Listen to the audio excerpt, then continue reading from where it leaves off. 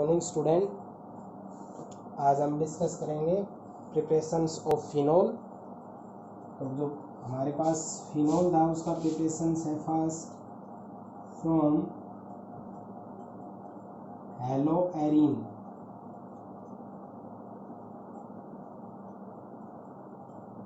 हेलोएरिन से हम बना सकते हैं। ये मेथड मैं करवा भी चुका हूँ। क्लोरोबेंजीन मैं यूज़ कर रहा हूँ।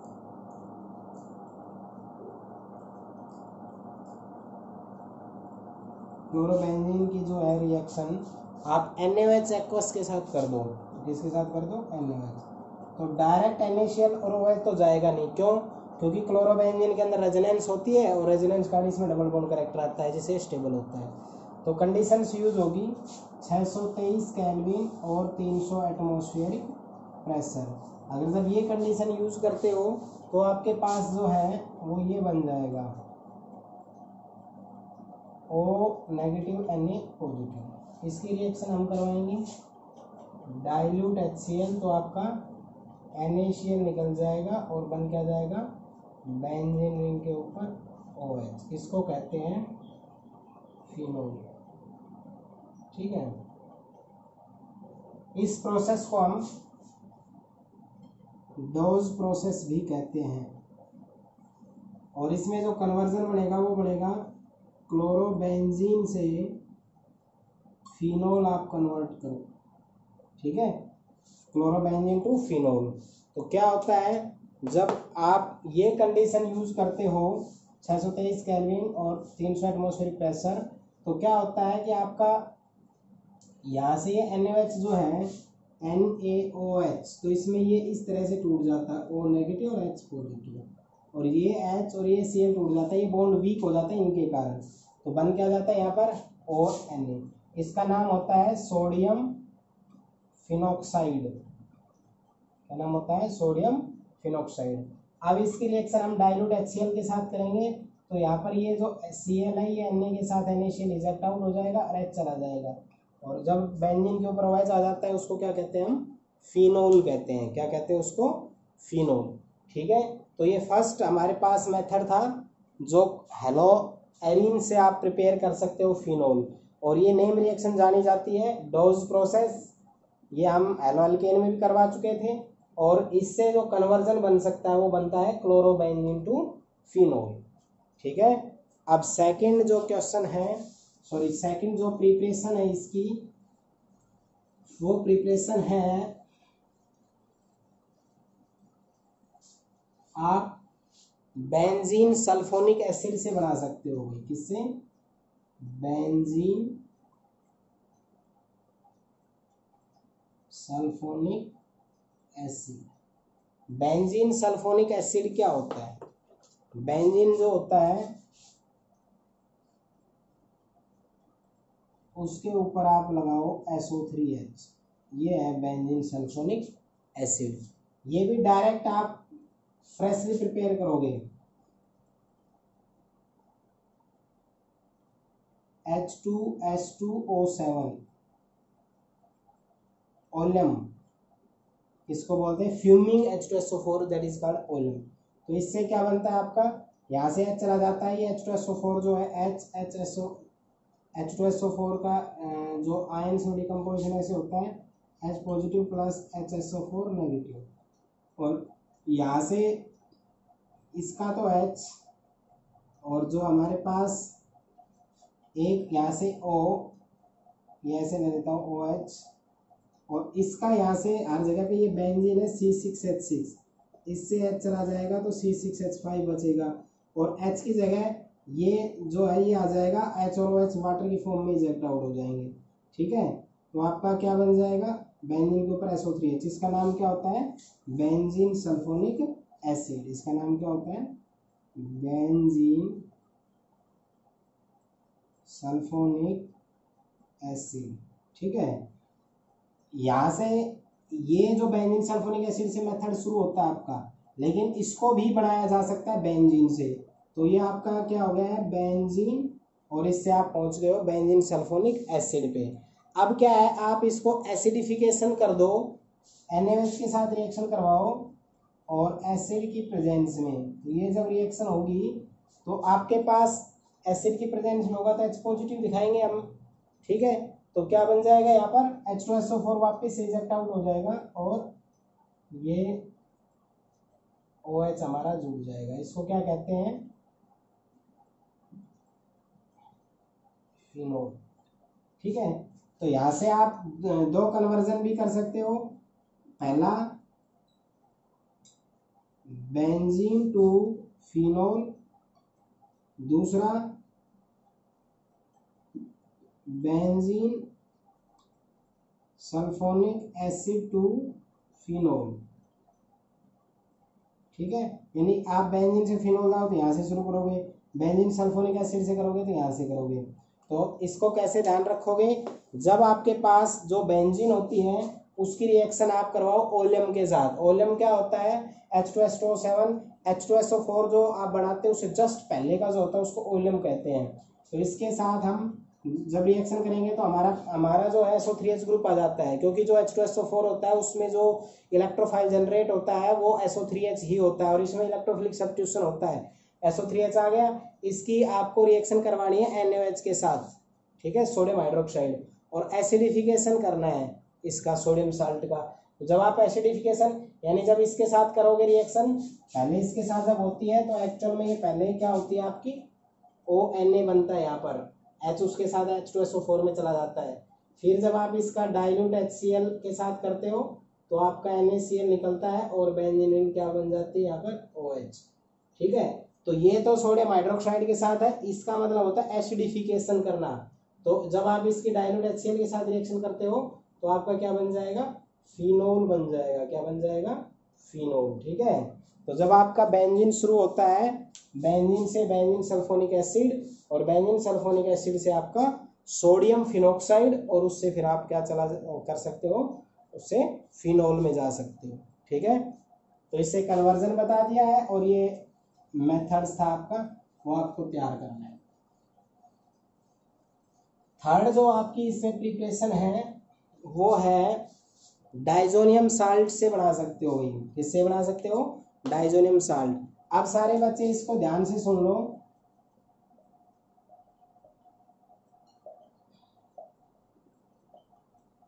आपकी थर्ड यूनिट फोर्थ ऑर्गेनिक जो थी उसमें एक टॉपिक हटाया था अब की बार, उसका नाम था डाइजोनियम साल्ट, ठीक है। तो डाइजोनियम साल्ट को उन्होंने इसलिए हटाया कि डाइजोनियम साल्ट में जो रिएक्शंस यूज होती हैं वो सारी की सारी हमारी पीछे की यूनिट्स के अंदर आ चुकी हैं। तो जैसे प्रिपरेशन उसकी एक होती है, वो प्रिपरेशन यही है, ठीक है। और सैंडमियर रिएक्शन, गेटरमैन रिएक्शन और KI के साथ वार्म करना, H2O के साथ रिएक्शन, 4 रिएक्शंस आप हेलोअल्केन में पढ़ चुके हो। तो डाइजोनियम साल्ट जो है वो स्टार्ट कैसे करते हैं, वो यहाँ से शुरू करते हैं। ये है आपके पास NH2, इसका नाम होता है एनिलीन। अगर बेंजीन रिंग के ऊपर NH2 होता है ना तो हम उसको क्या कहते हैं, एनिलीन कहते हैं। और इसकी रिएक्शन हम करवाते हैं NaNO2 के साथ HCl की प्रेजेंस में, NaNO2 प्लस HCl। और जो ये रिएक्शंस आपकी होती है 273 से 278 केल्विन टेम्परेचर पे होती है। तो क्या बन जाता है आपका बेंजीन डाइजोनियम क्लोराइड बन जाता है। क्या बन जाता है, N2 पॉजिटिव और Cl नेगेटिव। अब ये बना कैसे, देखो जब आपकी ये रिएक्शन करता है तो ये N और ये N तो N2 हो जाएगा, इसका ये Cl चला जाएगा, ठीक है। तो ये N और ये Cl ये चला गया, बाकी H2 ये इसका H और इसके बाद ये 2 ऑक्सीजन ये H2 इनके साथ किस में चले जाते हैं, वाटर के अंदर इजेक्ट आउट हो जाते हैं। फिर जो इसी रिएक्शन को हम H2O के साथ वार्म कर दें, इसके साथ वार्म कर दें H2O के साथ, तो जब भी आपका डाइजोनियम साल्ट वार्म होता है तो हमने सैंडमेयर और गेटरमैन रिएक्शन में भी बताया था कि N2 इजेक्ट होगा और H2O है वो आपका HOH में चला जाता है। तो ये OH, ये H और ये Cl, HCl निकल गया, यानी कि HOH हो गया। तो ये H और ये Cl HCl निकल गया, बच गया आपका OH, वो यहाँ चला जाएगा। तो बेंजीन के ऊपर क्या आ जाएगा, आपका OH ग्रुप आ जाएगा, ठीक है। तो इसको क्या कहते हैं हम, फिनोल कहते हैं। तो कहने का मतलब क्या हुआ, कहने का मतलब ये हुआ कि जब आप एनिलीन से शुरू करते हो और ये बनाते हो, इसका नाम होता है benzene diazonium chloride. Benzene diazonium chloride. जो बेंजीन डाइजोनियम क्लोराइड है, एनिलीन से आप इसमें गए हो, इसको आप बोल सकते हो डायोटाइजेशन। नेम रिएक्शन है ये, ठीक है। डायोटाइजेशन नाम की रिएक्शन से जाना जाता है इसको। और जब भी डाइजोनियम साल्ट या एनिलीन से रिलेटेड कोई भी रिएक्शन होती है, वो याद रखना 273 से 278 केल्विन के बीच में होती है। दूसरा, जब भी आपका डाइजोनियम साल्ट है, थोड़ा सा भी जब रिएक्शन में टेक पार्ट करता है तो उसमें N2 हमेशा इजेक्ट आउट होता है। वाटर के साथ कर रहे हैं तो वाटर का H और Cl HCl और N2 ये बच गया OH, वो यहाँ चला जाएगा। इसको क्या कहते हैं? फिनोल। यहाँ से आपके नेम रिएक्शन बन सकती हैं। पहला तो बन सकता है एनिलीन से बेंजीन डाइजोनियम क्लोराइड। दूसरा बना सकते हो एनिलीन टू फिनोल, ठीक है। यानी एनिलीन से आप बेंजीन डाइजोनियम क्लोराइड, एनिलीन से आप फिनोल, इन दोनों में आप कन्वर्ट भी कर सकते हो। तो याद रखना, अभी तक हम तीसरी प्रिपरेशन पे पहुंचे हैं, तो उनमें पहली भी नेम रिएक्शन थी और तीसरी भी नेम रिएक्शन है, ठीक है। तो नेम रिएक्शंस जब होती हैं तो ये मान के चलो कि वो ऑर्गेनिक केमिस्ट्री के अंदर कन्वर्जन उसके ऊपर सबसे ज़्यादा बनते हैं, ठीक है। तो एनिलीन से आप बेंजीन डाइजोनियम क्लोराइड बनाओ और उसको H2 से वार्म करोगे तो आपका N2 इजेक्ट होगा और H और Cl इजेक्ट होगा, बच गया OH आएगा। इसको कहते हैं फिनोल। तो एनिलीन से आप फिनोल में भी जा सकते हो, एनिलीन से आप बेंजीन डाइजोनियम क्लोराइड में भी जा सकते हो, ठीक है। अब जो फोर्थ मेथड है, चार ही मेथड है इनके प्रिपरेशन के। जो फोर्थ मेथड है वो मेथड है आपका क्यूमीन मेथड। ये भी एक नेम रिएक्शन ही है, क्यूमीन मेथड।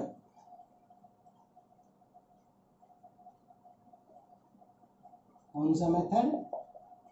Cumene method. अब क्यूमीन में क्या होता है, देखो ये हमारे पास है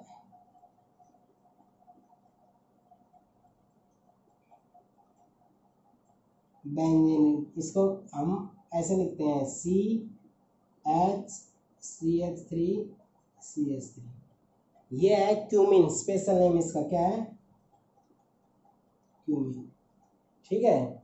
अब इसका क्या करो, ऑक्सीडेशन कर दो। क्या कर दो? ऑक्सीडेशन, ठीक है। तो ऑक्सीडेशन का मीनिंग क्या होता है? ऑक्सीडेशन का मीनिंग होता है एडिशन ऑफ ऑक्सीजन। तो उसमें ऑक्सीजन क्या हो जाएगी? ऐड हो जाएगी। COOCH3 और इधर क्या है? CH3 और इधर क्या है? H, ठीक है। हो गया। या फिर आप ये कह सकते हो कि इसको इंटरचेंज भी कर सकते हो। इसमें फिर क्यों कर सकते हो? इनसे कोई फर्क नहीं पड़ने वाला, किधर भी वो दिखा सकते हो। अगर आप ऐसा दिखाते हो तो इसमें क्या होता है, ये आपका एसिड ग्रुप नजर आ जाएगा।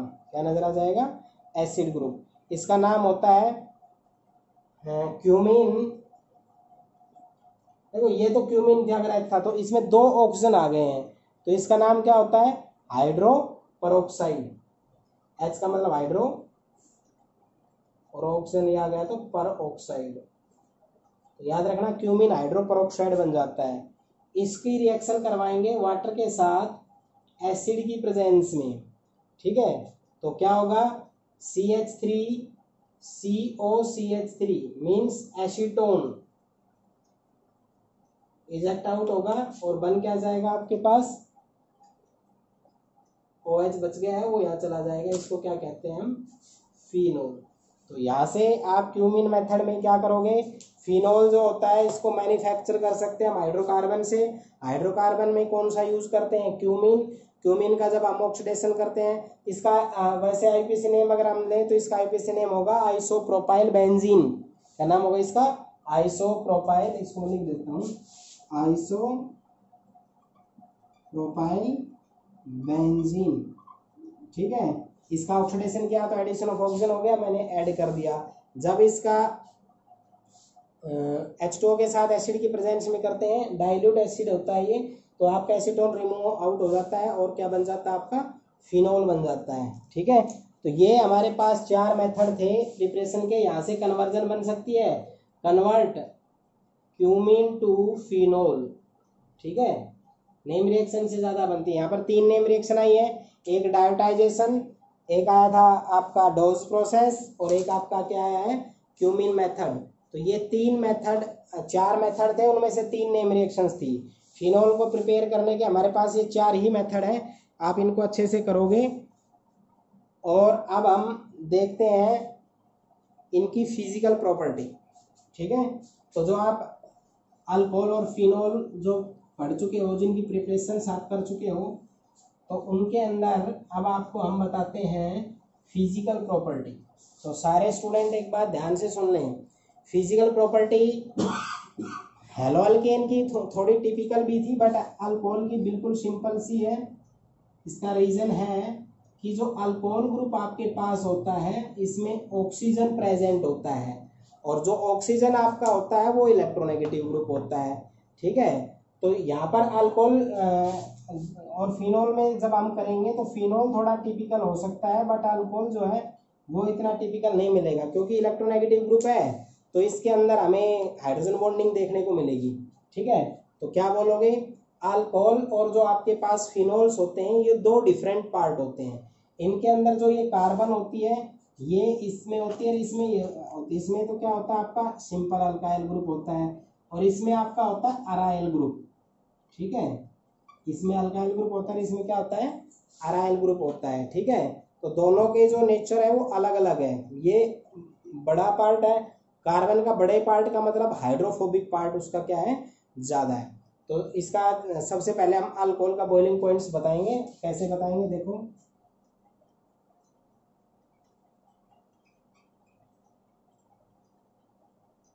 देखो भी बॉइलिंग पॉइंट क्या होगा, boiling point alcohol and phenol are increase in the number of carbon atom increase. ये बात मैंने आपको बताई थी, जैसे जैसे हमारे number of carbon atom increase होते हैं तो उनके अंदर वंडरवाल फोर्स ऑफ अट्रैक्शन जो होती चली जाती है इंक्रीज।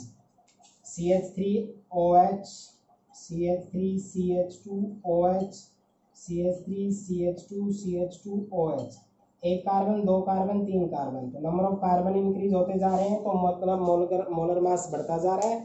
मोलर मास बढ़ता जा रहा है तो आपका बॉइलिंग पॉइंट क्या होगा, ज़्यादा हो जाएगा। ठीक है, अब बॉइलिंग पॉइंट आपका जो ज़्यादा है, ये बॉइलिंग पॉइंट देख रहे हो तो मोलर मास चेक करोगे। दूसरा, ये किसी के अंदर इंटरमिक्स हो जाता है तो इसमें ये इलेक्ट्रोनेगेटिव एलिमेंट है।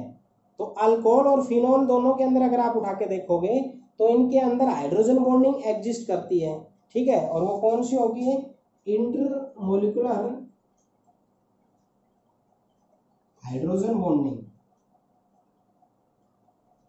ठीक है, तो याद रखना, एक तो मोलर मास चेक करोगे, दूसरा इनके बीच में क्या होती है हाइड्रोजन बॉन्डिंग। ठीक है,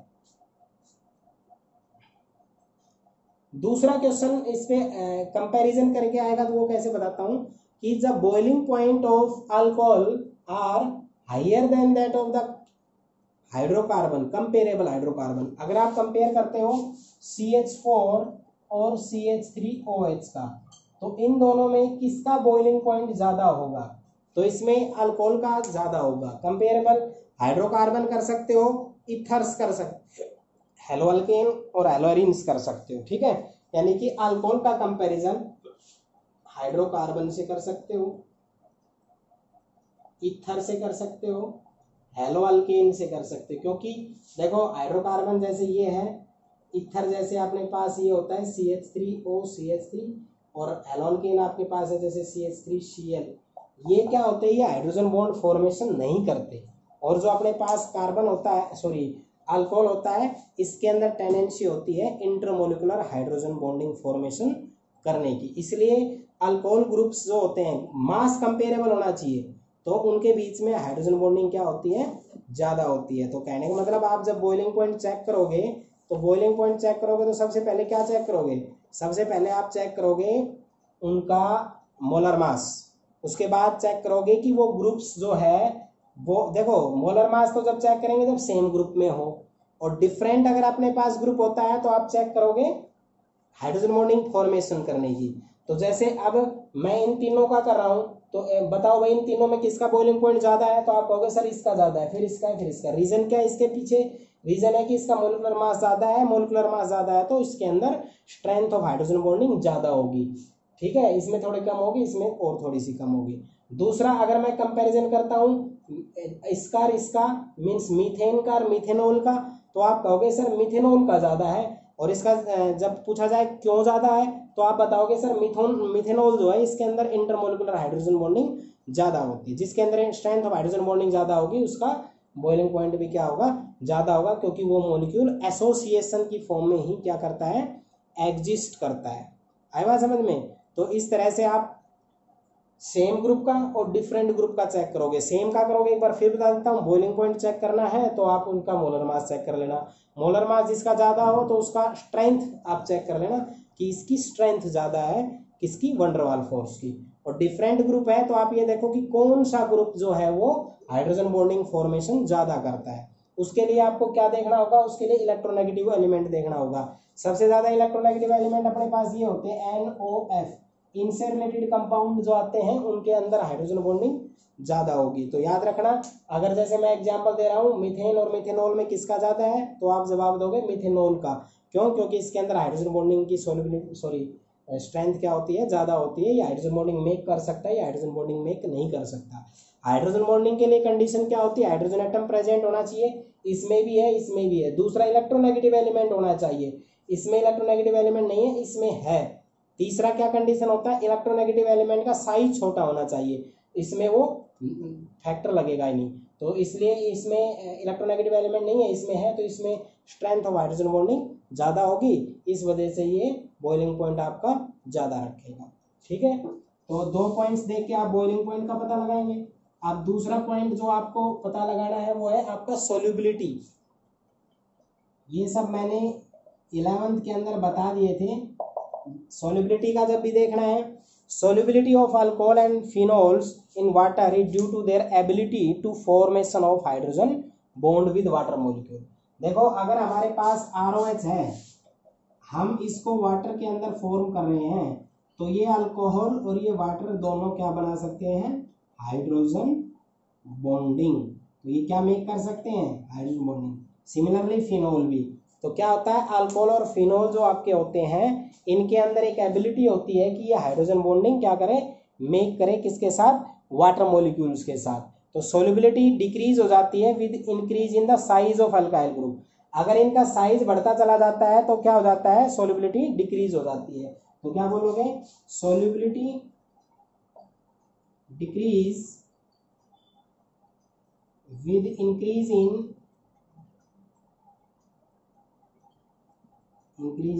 साइज ऑफ द एटम। अगर आपके एटम का साइज बढ़ता जा रहा है तो हाइड्रोजन बॉन्डिंग सोल्युबिलिटी क्या होती चली जाती है? उनकी डिक्रीज होती चली जाती है, ठीक है। तो यानी कि कहने का मतलब ये हुआ कि जब आपको सोल्युबिलिटी देखनी हो तो अपोजिट ग्रुप को देखना है। अगर मैं कह देता हूँ, क्वेश्चन आ जाता है कि मीथेन और मिथेनॉल में कौन ज्यादा सोल्यूबल होगा, तो आपको हाइड्रोजन बॉन्डिंग देखना है, कौन मेक कर सकता है? ये कर सकता है। क्वेश्चन वैसे ही चेक करना है जैसे हम बॉइलिंग पॉइंट में चेक करते थे। बस आपको थोड़ा सा इसमें पॉइंट्स जो थोड़ा प्रॉब्लम कर सकता है वो ये कर सकता है कि जब एक जैसा ही ग्रुप दे दे, मिथेनॉल इथेनॉल, इनमें ज्यादा कौन करेगा? मिथेनॉल इसमें और इसमें पूछ ले तो ज्यादा कौन करेगा? ये ज्यादा सोल्यूबल होगा, क्योंकि साइज बढ़ने से हाइड्रोफोबिक पार्ट बढ़ता जाता है। और जो ये ग्रुप बढ़ रहा है ना, ये तो मेक कर लेगा हाइड्रोजन बॉन्डिंग वाटर के साथ, लेकिन जो ये कार्बन बढ़ते चले जाते हैं ना, ये क्या होते हैं? हाइड्रोफोबिक पार्ट होते हैं। और जो आपके हाइड्रोफोबिक पार्ट होते हैं वो वाटर के साथ इतना अच्छे से मिक्स नहीं हो सकते, इसलिए उनका बॉइलिंग पॉइंट क्या हो जाता है? कम हो जाता है। सॉरी, सोल्युबिलिटी क्या हो जाती है? कम हो जाती है, ठीक है। तो 4 पॉइंट्स देखने हैं। बॉइलिंग पॉइंट देखना हो, मोलर मास चेक करो अगर ग्रुप सेम है। मोलर मास जिसका ज्यादा है उसके अंदर strength of hydrogen bonding wonder वाल फोर्स और अट्रैक्शन की स्ट्रेंथ ज्यादा होगी। दूसरा, अगर ग्रुप डिफरेंट हो तो फॉर्मेशन ऑफ हाइड्रोजन बॉन्ड, जो कंपाउंड हाइड्रोजन बॉन्ड फॉर्म करने की नेचर ज्यादा रखेगा वो आप इसका हाइड्रोजन बॉन्डिंग उसके अंदर ज्यादा रहेगी, इस वजह से उसका बॉइलिंग पॉइंट ज्यादा होगा। दूसरा देखना होता है आपको सोल्युबिलिटी। तो जो अल्कोहल फिनोल होता है उसके अंदर टेंडेंसी होती है कि वाटर के साथ अच्छे से मिक्स हो जाए। क्यों? क्योंकि वो उसके साथ हाइड्रोजन बॉन्डिंग मेक कर सकता है। जैसे जैसे आपके जैसे ये है methane, ethanol, propanol, butanol, pentanol, hexanol, तो जैसे जैसे हमारे पास नंबर ऑफ कार्बन एटम बढ़ते चले जाते हैं, इसका मतलब हमारे पास हाइड्रोफोबिक पार्ट बढ़ता चला गया। हाइड्रोफोबिक पार्ट आपका बढ़ता चला गया, इस वजह से उनके अंदर जो इंट्रैक्शन है हाइड्रोजन बॉन्डिंग मेक करने की इन हाइड्रोफोबिक पार्ट की, वो कम होती चली जाती है। ठीक है, इस वजह से उनकी सॉल्युबिलिटी क्या होती चली जाती है, साइज बढ़ने के अकॉर्डिंग डिक्रीज होती चली जाती है। ठीक है, तो ये 4 पॉइंट से आप सॉल्युबिलिटी चेक करेंगे। ठीक है, तो आज का तो यही रहेगा, लेकिन इनसे रिलेटेड जो मैं क्वेश्चन है आपके वो बता देता हूँ। आप दोनों की फिजिकल प्रॉपर्टी पढ़ने के बाद हम कल शुरू करेंगे केमिकल प्रॉपर्टी। ठीक है, तो केमिकल प्रॉपर्टी में मैं आपको कुछ बता देता हूँ जो आप खुद करेंगे। हम अल्कोहल की रिएक्शन ये कर चुके हैं, ROH की रिएक्शन जैसे HCl के साथ अनहाइड्रस ZnCl2, ROH की रिएक्शन HBr के साथ, ROH की रिएक्शन HI के साथ, अल्कोहल की रिएक्शन PCl5, काफ़ी रिएक्शन प्रैक्टिस को दी थी मैंने, ROH की रिएक्शन PCl3 के साथ, और एक ROH की रिएक्शन SOCl2 के साथ।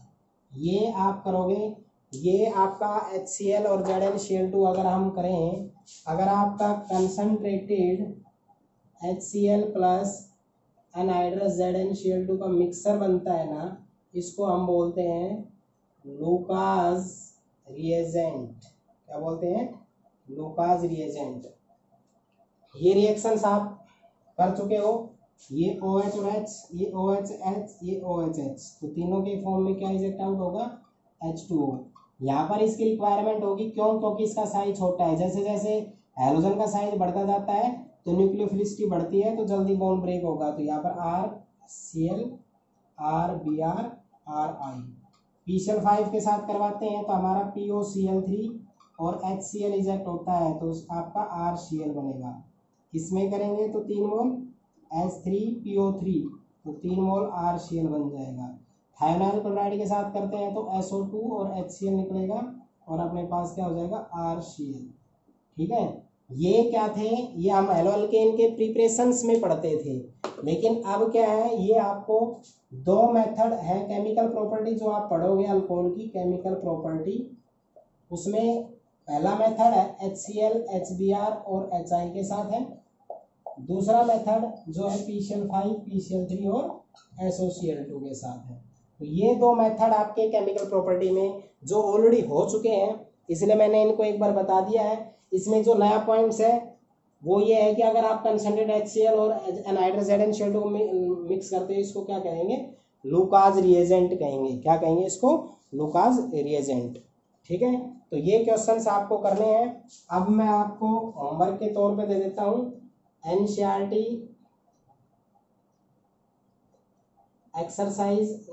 NCERT एग्जाम्पल जो है उसमें आपने ये 11 यूनिट है, तो 11.1, 11.2, 11.3 तक कर लेना।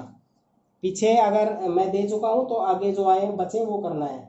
NCERT इंटेक्स और NCERT एक्सरसाइज में 11.1 से लेकर 11.11 तक करने हैं, और 11.8 को क्या करना है? ड्रॉप करना है। ठीक है, यानी 11.8 नहीं करना आपने, और आपको सारे इसके अंदर करने हैं। और जो NCERT इंटेक्स है वो नहीं लिखा, 11.1 से 11.5 ये NCERT इंटेक्स करेंगे।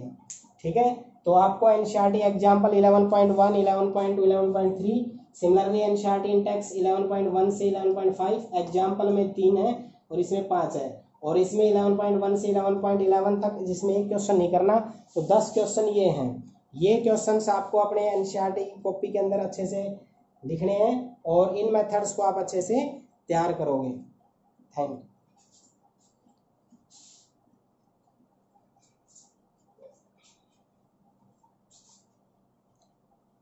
एक इसके अंदर जो मैकेनिज्म है ना उसको और अच्छे से कर लेना भाई। ठीक है, किसी भी स्टूडेंट को मैकेनिज्म से रिलेटेड कोई प्रॉब्लम हो तो उसको पूछ लेना, क्योंकि इस यूनिट के अंदर 4 मैकेनिज्म है। चारों मैकेनिज्म में से एक मैकेनिज्म 3 नंबर का आता है पेपर में, ठीक है।